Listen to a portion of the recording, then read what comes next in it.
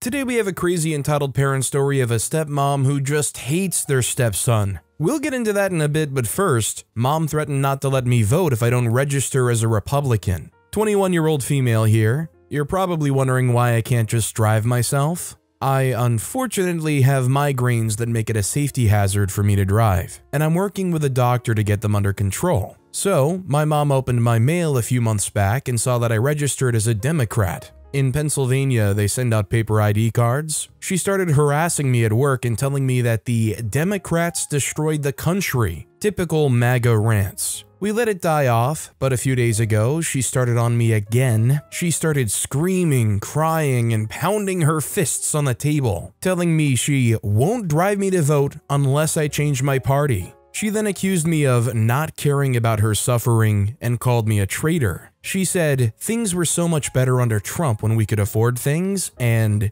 if you love me, you'd vote Republican. I'm really upset right now because why does my mom think it's okay to interfere with my inalienable right to vote? I thought Republicans were all about their First Amendment, freedom of making up their own minds, etc. Being facetious, I know this only applies to people who agree with them. I'm just really exhausted from having to do mental gymnastics to do the most basic things. This really sucks. I'm not even too upset about her whole "you don't care about my suffering" thing, because I literally grew up with her accusing me of not loving her if I asked to go hang out with my friends. I know how to navigate that, tired of it, but I manage. I'm more upset with her blatantly telling me she refuses to take me to vote unless I vote her way. I count at least 2 federal crimes being committed by the mom in this story. I'm assuming OP doesn't want to go that route though. There are resources you can try to tap into out there that will help you arrange a ride to the polls. Or, God forbid, if it doesn't matter to you whether or not you want to vote in the primaries, you could even switch over to the Republican Party and still vote for the Democratic candidate in the major elections.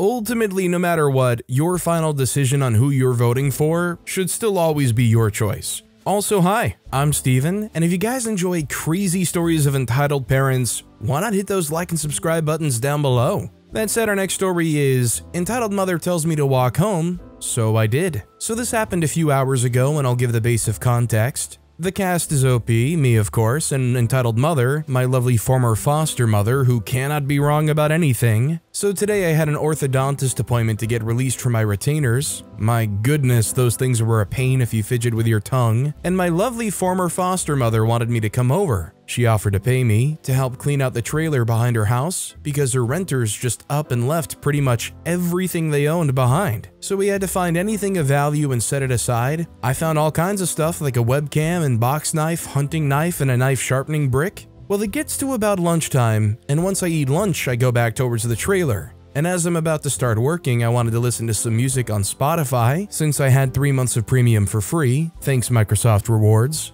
My lovely entitled mother gets angry and demands I turn my music off. Meanwhile, there's other music blasting in different directions because it's more than just me cleaning out that trailer. And I point that out, and she starts getting more belligerent and adamant that I turn my music off because she can't stand the music I like. Well, then she slaps the ultimatum down that either I turn off my music or I go home, which I decide to go home since there's no arguing with a person who believes they're the only ones allowed to be right. I go to get in her car, and then she slaps me with this: "Turn that dang cursed music off or walk home." I said, "Fine, I'll walk, but at least let me unlock the bike that I own." She said, "No, you disrespected me, and for that, you walk home." She obviously didn't think I would. So that's when I take off walking towards where I live, which noted is about 5 miles from where she lives. So I get about a quarter of the way there, and she calls me. At first I didn't want to answer, but some gut feeling told me to. Well, I answered and put it on speaker to let her hear the road noise to let her know I wasn't bluffing, and I get screamed at for making her look bad and blah blah blah. Honestly, I was too angry and anxious to remember what happened afterwards, but she did mention that she expects payback for all of my braces and retainer appointments because she apparently wasted her gas and all that lovely garbage of a narcissistic parent. Oh, and also she's trying to force me to move out into her middle of nowhere because then I can't walk to the store. I'll have to keep contact if I want to eat. Anyways, thanks for listening/reading. Honestly, if she keeps threatening to keep your bike, I would say call the cops on them. And also, don't allow yourself, if you can help it, to end up in a situation where you can be manipulated by somebody like that. McDuchess said, contact the local police in her area and tell them that she has your only form of transportation and won't release it. Ask them to help you retrieve it. Once you have anything of yours that's still at her house, ghost her. She got paid to care for you. No one has the right to treat another human the way she treated you, much less a mother to treat their kid. I will guarantee that the cost of your braces was paid by the state as well. As a mom and a grandma, I'm proud of you for calling her bluff. You didn't make her look bad. She accomplished that all on her own. Our next story is, my toxic dad wonders why I don't want to spend time with him. My dad was having a conversation with me and it eventually led to abortion topics. I told him how abortion makes me sad, but if a woman really needs one, that is her choice. He got aggressive and said that the baby is in danger, but thinks that women should get an abortion pill early after getting R-worded or something. He was raising his voice and really gave me a hard time. The conversation escalated further as trans people got brought up. He told me there were documentations in Europe that trans youth sometimes have health issues from HRT, and it's a major concern. I told him that in most cases, trans people are frequently monitored by doctors with blood work to make sure that they are healthy. My dad questioned my source, and I told him trans activists shared their stories and experiences from others. Told him how Republicans are way too obsessed with trans people and that they are a small percentage of the human population and we should be worried about other issues. Then my dad says that trans people are messed up in the head and that doctors are mutilating them when there is nothing wrong with their bodies and that's messed up and that they need mental fixing. He kept on yelling at me and telling me I'm screwed up for supporting these people and abortion, made multiple threats of kicking me out. Meanwhile, I was trying to stay as calm and reasonable as possible, but he said that I failed to go by the Christian morals I was raised with. It's also worth pointing out that he was especially abusive when I came out trans, but I'm currently back in the closet. And then he wonders why I don't want to spend time with him. He tried planning for us to go to an aquarium or a battleship museum, but I made it clear that it would be cool to go to those places, but I'd rather go with friends who live around the area. He got so ticked off. Despite all of this, he claims to be a fan of Star Trek and the X-Men. All I can say is this dad very obviously feels very fundamentally different about a lot of things. Unfortunately, when you're in a situation with someone like this, there's no middle ground really, is there? And a lot of times there's a situation where there will be a parent that's adverse to somebody being gay or trans, and their kid comes out and it ends up reshaping their entire view of the whole thing. Well, obviously it didn't do anything here. I feel like there's just at some point an inevitable distance between OP and their dad that's going to have to happen. Our next story is, my dad was wrong. Doctor recommended and got him this eczema spray that looks similar to bottles that you would spray on your mouth. I'm guessing he didn't know it was for eczema because the name of the product is weird and it's a supplement he isn't familiar with. Anyway, his package didn't have instructions or he lost it because he's a grumpy old fart, but he was wondering what to do with this. I told him it was a moisturizer for your skin and he completely brushed me aside and did the whole grumpy old fart thing. Are you really that dumb, OP? Why would it go on the skin?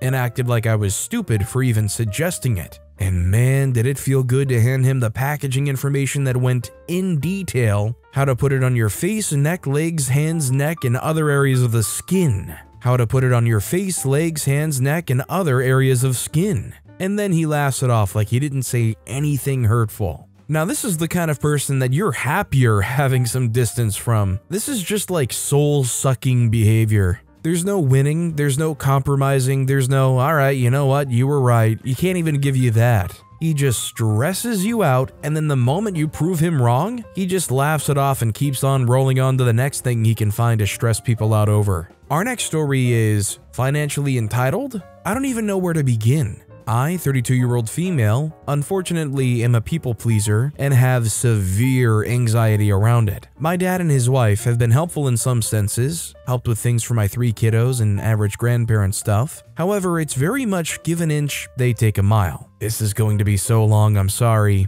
Over the last 10 years, they've racked up $6,000 in devices on a phone bill of mine and then just stopped paying, forcing me to transfer, guilted me into letting them come to the new phone plan, and then guilted me into letting them use my finance amount, and I ended up with a crappy phone that broke in 2 months. gave me a truck, but really I was to make the payments, which was fine because it was mine. I made them and then it broke down. I was told to get the part, Dad would fix it. It was a $600 a month lawn ornament for 6 months. Opened a cable bill in my name and they swore to pay it, did not return the equipment. Bought a mobile home to gift to my brother, but he backed out. I was guilted into taking it and had to pay them back for it, which I did, but kinda messed up. It was free when it was my brother. Never ask for help, just say, we need you to do this, be here this day and time. Had plans once, they said just cancel. Our car broke down. They helped us get around. I paid gas as I should, but also got roped into paying their inspection cost, parts for their other car, tires, and cartons of cigarettes. After the car broke down, my partner got hurt at work and has been off since December. He doesn't go back for another few weeks. Our tax return caught us up, but not all the way. Our car broke down again the other day and we had just enough to buy the part and fix it. Did this in their garage and offered to order food for everyone. They ordered and added wings, salad, dessert, and so much more, way over what we could afford. Well, my partner stopped at the store the following morning and played a ticket and won $2,000. It was enough to pay up the rest of the things we were behind on, so I just did that and shared the excitement of paying these things up due to the luck with my dad. He asked me for $700, and I said I don't have that. I paid everything and we don't get the settlement. Partner's getting from work injury for a couple months. Well, this is the first time I've said no. And I got multiple texts from his wife about how I flaunted my money, how it's crappy I didn't give it to them, how I'm acting is disgusting. But all I did was put my family first, as I should. Must note they're terrible with money, have 3 incomes in the house and are always behind on everything. No mortgage, just bills. She also asked me recently if their water could go in my name because they didn't pay it for 2 years, if their electric could go into my partner's name, and if they could claim one of the kids on their taxes. I said no to those. My question is, why do they do this? How do I hold these boundaries firm? Honestly, I'd say, why do they do this? Because OP's kind of allowing them to. Every time OP gives in and lets them do whatever, is just another moment that they're strengthening that mindset and those actions in their minds. Stryker said, they are manipulative and selfish, and you're letting them get away with it. Based on your story, it's been going on for way too long. Could try going no contact for a month and see what happens. Whatever you do it for yourself and your mental health, but strong boundaries are the first step.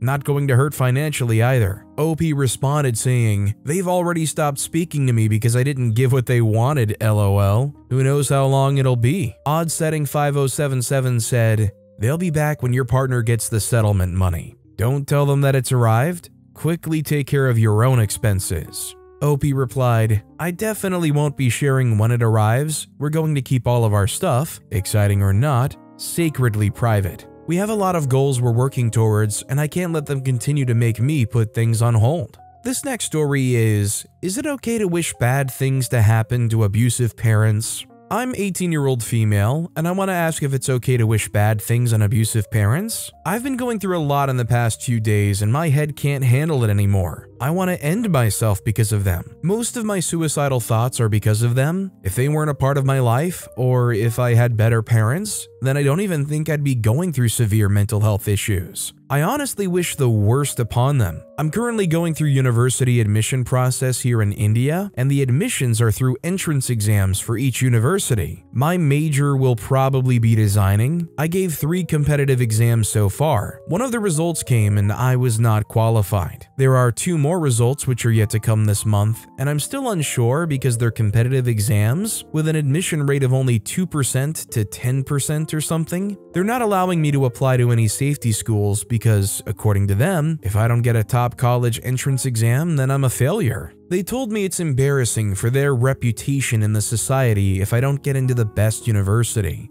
They said that to me today. These exams are for art and designing, which I love and am passionate about. They say if I don't get in, then they will force me to do engineering, which I hate. I struggled with math and science a lot during high school, and even used to fail sometimes, so it's something I never considered. If not that, they'll send me to work as a servant by cleaning, cooking, and sweeping at others' houses. They said they'll send me to become a maid, and on top of that, I'll also have to sit at home and do the household chores for my entire life, and they won't even let me step outside or talk to my friends. These were their exact words. I'm crying and shivering right now, and I don't know what to do. They even made me starve for 2 days straight because the result of the exam was bad and I failed. I did not get qualified. They didn't give me any food and threatening to beat me up also. I don't have my own money and can barely afford anything. I just bought a packet of chips from the grocery store near me yesterday, and today I cut pineapples for myself. That's all I ate. Even if they're struggling, I won't be there for them to even pay their major hospital bills or anything. I won't even be there for their funeral or even when they're on their deathbed. I will be busy with my life. I am never forgiving them, and I can't be there for someone who has been torturing me and completely ruined my teenage life. I'm 18 and there's only 1 year left, which they will ruin too. Honestly, it's probably a learned thing through just a generational thing. OP's parents probably grew up in a same kind of lifestyle back at home themselves, and they think culturally this is the way forward. Needless to say, I can't blame OP for their mindset, how they feel about their parents considering all that they've experienced, and I hope for them to be able to get on their own 2 feet and experience life individually as they should. This next story is, my mom will often call me fat and I think it's getting out of hand. Let's start by saying I'm a little fat. I weigh I don't remember the last time I saw my weight. It was when I went to the doctor to check my health. And I'm 5'11". I'm a girl. The boys in almost all of my classes call me Michael Jordan, but I'm used to it.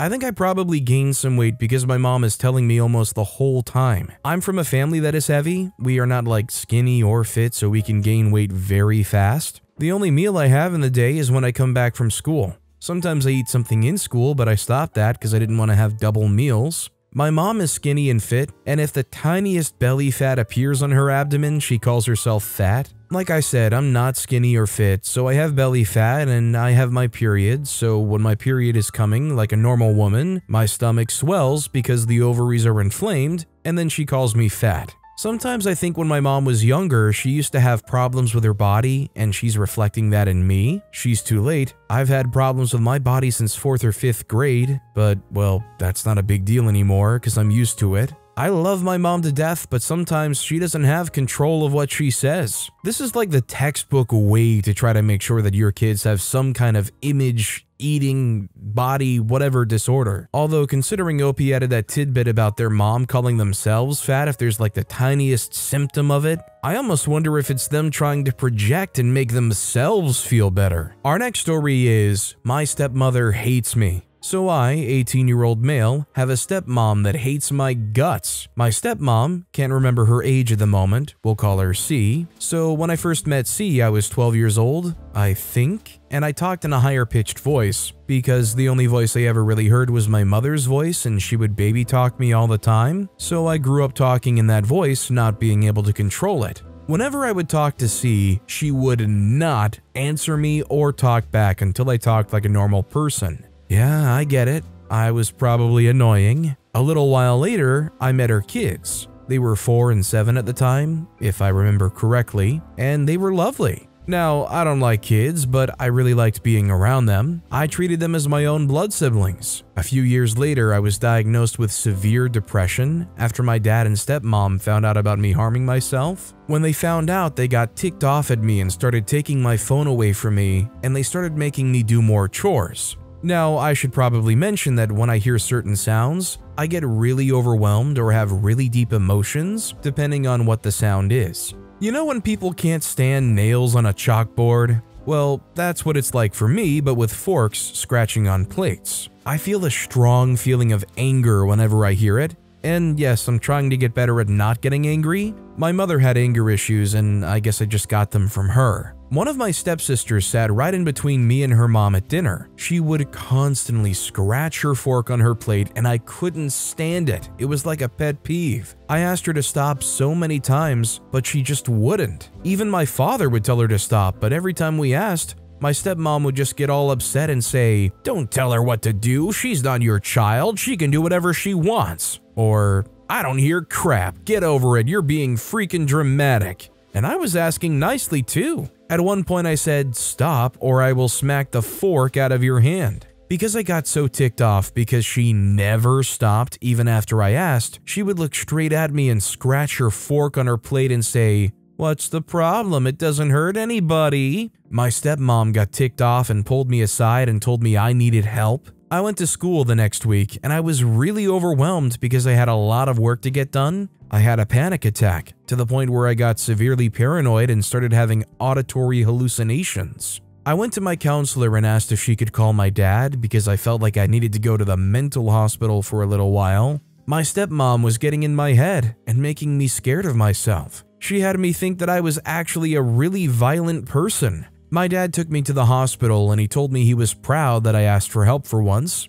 We spent about 23 hours in the hospital before I actually went to the mental hospital. I stayed in the mental hospital for a few weeks. Sometimes my dad would call me. On this one day when he called me, he told me that if and only if I don't get better, then me and him would have to move. I got better, got out of the mental hospital, and he drove me to a hotel because C kicked us out of our own house that my father paid to be built. He paid for almost everything inside of it as well. I stayed in the hotel for a few weeks getting very little sleep. My dad sat down and talked to me and told me all the things C said about me to him behind my back, saying things like, "Oh, well, she, because I'm trans and she can't accept it, hurts herself, why wouldn't she hurt other people?" She also told other people that I was a really violent person. She even locked me out of my own house once while I was on my period because, in her words to my mom,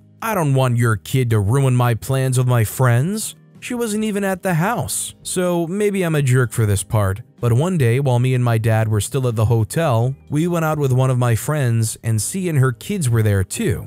It was an Alice in Wonderland scavenger hunt thing. My dad told C ahead of time that I probably wasn't going to talk to her. Once we got there, I didn't talk to her the whole time we were together because she said things about me that weren't true. So why would I talk to her? Well, about a year ago, my father and C broke up. My dad came into my room one day and asked me if I cared at all that they broke up and if I missed her. I didn't say anything at first because I didn't want to be rude. He told me I could tell him the truth. So I told him that I didn't miss her and that I had a bad feeling about her from the start, but I never told my dad about it because I knew being with her made him happy. He seemed happier with her than he ever was when it was just me and him. I'm not gonna fault OP any bit for not speaking up, but just because he seems happy and seems like he's got a good thing going on, doesn't mean that you should ignore the abuse that she's sending your way to the point where you're having panic attacks. You're ending up in mental hospitals. No Fee 4250 said,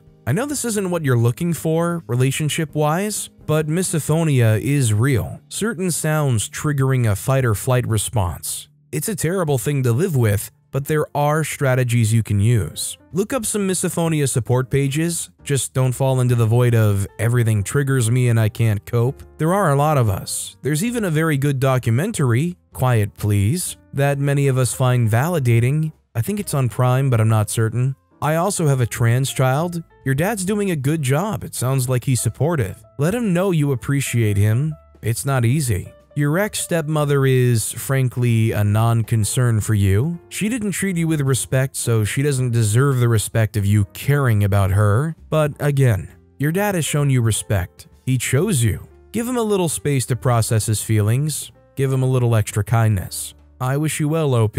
This next story is, Entitled Mother tells my mom to handle her kids. My 17-year-old female, mom, 41-year-old female, took me out to get makeup the other day for a friend whose birthday is coming up. We entered the store and all was going really well. I was checking out concealers while my mom was on the other side of the shop looking through various shades of lipsticks. Enter Entitled Mother, late 20s, female, with her devil spawn. I say devil spawn because her kids were misbehaving wildly, and she didn't even bother once to tell them to stop or something. Not even a minor rebuke. I say devil spawn because that about sums these two kids up. They were running wild around the shop, throwing testers around and being a general nuisance. Mom stepped in when the kids started poking their slimy little fingers into the lipstick testers. I get it, they're just testers, but Ew. People are likely going to use those to decide whether they like the shade or not, and God knows where those fingers have been.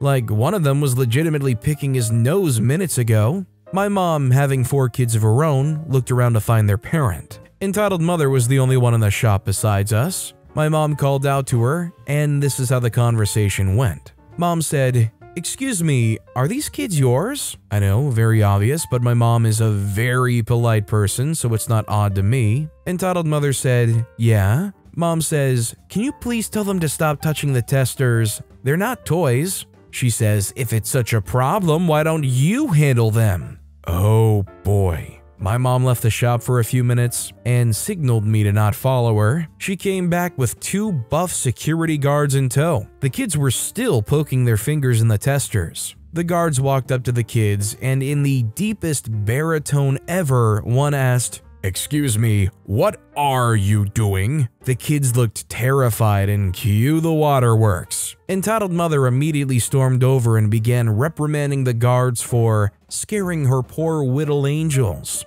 She then saw my mom nearby and said, "You did this." At this point, she was practically hissing like a cat. "How dare you teach me how to parent?" Mom, in an eerie monotone, said, "You told me to handle them, hence I handled them." She screamed more obscenities at my mom, the guards, anything around really, but the guards weren't having it and told her to leave. She created quite a scene, but thank everything that is holy, she left. My mom had quite the story to tell at dinner, a rather comedic encounter with an entitled parent. I mean, I get it, kids are gonna be kids. If I was some dumb kid and I was brought to a makeup store with no concept of why I was there, or, being raised without any sense of manners, I'd probably go around shoving my fingers in the lipstick testers too. It just all starts and stops solely with the entitled parent. Our next story is, my partner's entitled mother is spiraling and visiting this weekend for Mother's Day. I'm still not over what happened last time, and I'm not sure my significant other is either. Any advice or tips? Entitled Mother visited with my significant other's little brother, 15, for a weekend a few months ago. We went, but Entitled Mother can be stubborn and stressy, so when we told her that lunch place was in the city, of which I live in a town outside of, it had to be over-exaggerated and stressful about her driving into the city to this nice place that was in our budget. She has notions that my significant other has to buy her a coffee everywhere we go, at least. It got so bad that significant other's brother exited the car while it was moving in a multi-story car park. I go out with him and had to console him while walking to the place. We got there, and he refused to talk to Entitled Mother. I ordered him a Coke. And Entitled Mother took it upon herself to sit away from us, while me and significant other tried to smooth things over with her other son. Safe to say things since then haven't gotten easier. Entitled Mother's son has moved out to live with his dad, says he can't take it anymore. Entitled Mother is recently divorced for similar reasons, but there are of course 2 sides to each story. Before, Entitled Mother would contact my significant other, asking him to act like a surrogate parent. She refuses to speak to their dad, and my SO lives with me hours away from both SO and little brother. Now she uses SO as a go-between to pester little brother to speak to Entitled Mother. He refuses to. We're supposed to be going on holiday with my family, SO, Entitled Mother, and little brother in a few months, yet no one is speaking. We already had issues before with Entitled Mother wanting a discounted holiday. By that I mean she wants me and SO to foot half of the bill without having any say in where we would like to go or have our own schedules on our own holidays. She dictated our holidays to Cornwall twice. I was stupid and had recently met SO, who was my boyfriend back then, so I didn't say crap. SO has a rare sleep condition.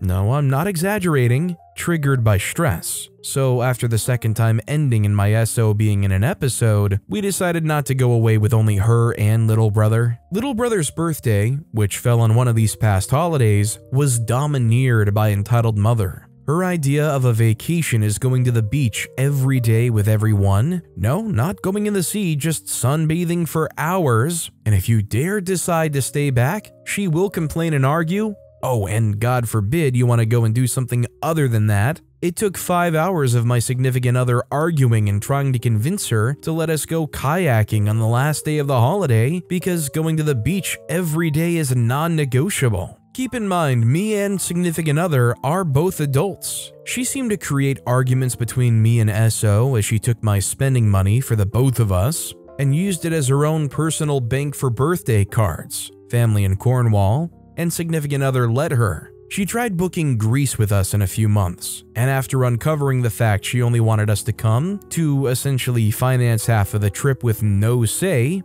basically the past 2 times, me and significant other put our feet down and said we would rather finance our own trip on our own terms. That was the case until my own family stepped in and made it an integrated holiday with Entitled Mother because of Entitled Mother's situation with not having little brother / complaining about paying child support. They are only expecting the cost of her flight and half of little brother's flight as a contribution. 4. After my family decided to invite Entitled Mother with little brother, I have warned them of all of these issues, but they insist time will heal all. They are both boomers, and the only reason we can afford a foreign holiday, very grateful for by the way. 5. She's coming in a few days for Mother's Day for a meal with me, significant other, and my mother. Significant other was dumb and forgot to book an Italian restaurant, so I spent my morning trying to find a place that could take us. That was nice and fit with the Mother's Day theme, wasn't pricey, and ideally had offers on. I found and booked a reservation, told significant other, who then told Entitled Mother. Entitled Mother immediately objected to the place I picked like the last time when we were with little brother. I said to significant other that I wouldn't be canceling the reservation over my dead body. Her suggestion was a pricey restaurant in the middle of the city that is rammed, only has a reservation for 12. It wouldn't be justifiably affordable for me, significant other, my mom, and even Entitled Mother herself. Entitled Mother probably expected significant other and me to pay for her meal again. This is like a textbook study of a case where boundaries need to be set and enforced. If there was ever a person to just show that you have a spine to, it would be somebody like this, hopefully pretty soon. But with that being said, that's all the time we have for today. Now, if you want to hear another crazy entitled parent story, check out that video on the left. Or if you missed my latest video, check out that video on the right. That said, I'll see you all next time with some more stories.